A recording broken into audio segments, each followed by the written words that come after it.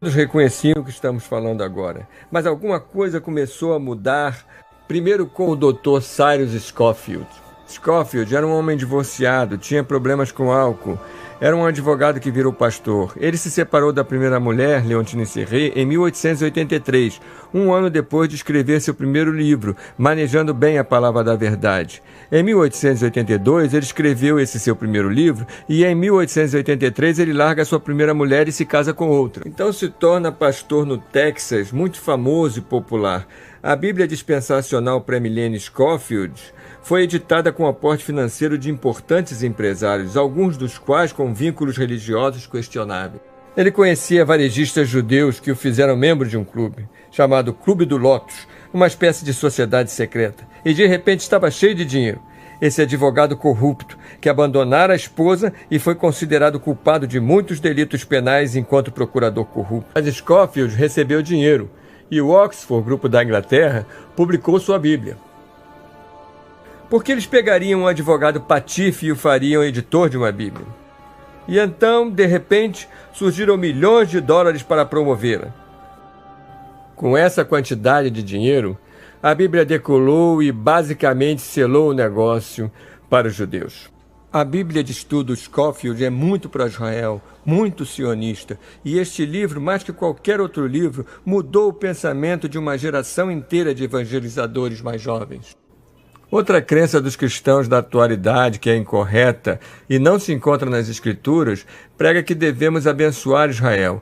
Eles se valem do que chamam de pacto abraâmico. Eles se baseiam no Gênesis 12 e dizem: precisamos abençoar Israel. Se quisermos a bênção de Deus, temos que abençoá-los. Gênesis capítulo 12, versículo 1 a 3, é a principal escritura na qual Deus chama e abençoa Abraão. Consta o seguinte texto: ora, o Senhor disse a Abraão: sai-te da tua terra, da tua parentela e da casa de teu pai para a terra que eu te mostrarei. E far-te-ei uma grande nação, e abençoar-te-ei, e engrandecerei o teu nome, e tu serás uma bênção. E abençoarei os que te abençoarem, e amaldiçoarei os que te amaldiçoarem, e em ti serão benditas todas as famílias da terra. Agora, de acordo com esta escritura, Deus fez um pacto com Abraão. Ele diz a Abraão: eu abençoarei você. A palavra você é singular.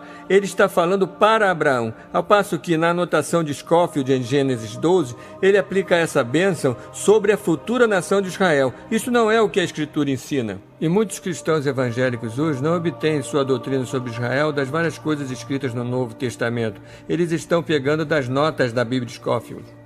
Quando você estiver lendo estas promessas feitas a Abraão no Antigo Testamento, você tem de compreender o que a Bíblia ensina em Gálatas 3,16, onde está dito: agora a Abraão e sua semente foi feita a promessa. Agora, se parássemos por aí, todos os cristãos de hoje em dia, os sionistas ou logo o que for, poderiam dizer: vejam, foi para Abraão e sua semente. Mas o versículo continua, diz assim: ele não diz e as sementes, com S no final, fazendo plural. Ele não diz e as sementes, como falando de muitas, mas como de uma só, e a sua semente, que é Cristo. De acordo com a Bíblia, as promessas foram feitas a Abraão e a Cristo.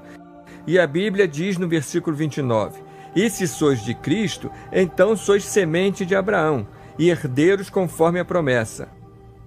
Segundo a Bíblia, nós como cristãos, quer sejamos judeus ou gentios, somos os herdeiros das promessas feitas a Abraão.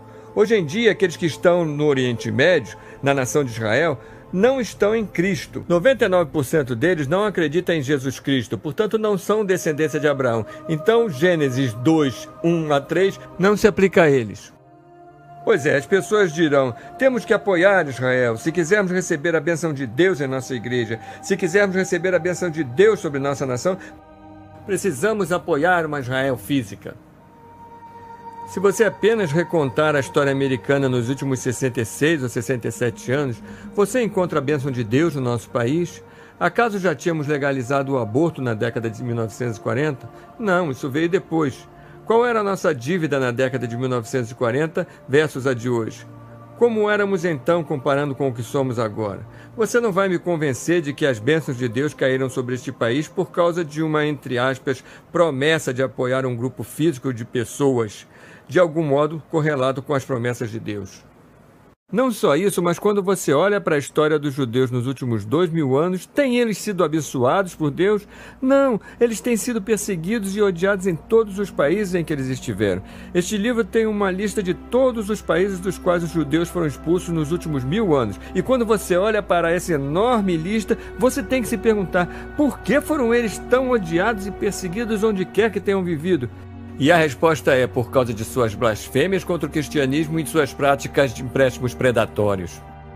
No final de 1800, a perseguição aos judeus na Rússia e em toda parte se intensificou e muitos judeus começaram a acreditar que a única esperança de um futuro próspero seria possuir um estado somente seu. Essa crença ficou conhecida como sionismo.